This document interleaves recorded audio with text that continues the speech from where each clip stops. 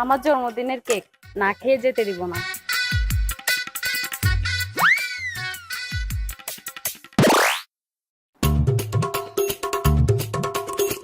ও বুঝেছি, আমি তো তোর শত্রু।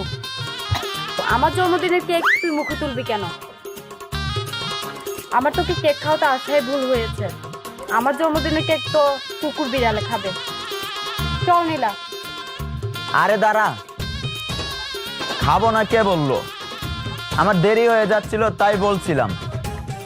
তাড়াতাড়ি দে, খেয়ে নে, আমার আবার বাস ধরতে হবে। সত্যি খাবি? হ্যাঁ।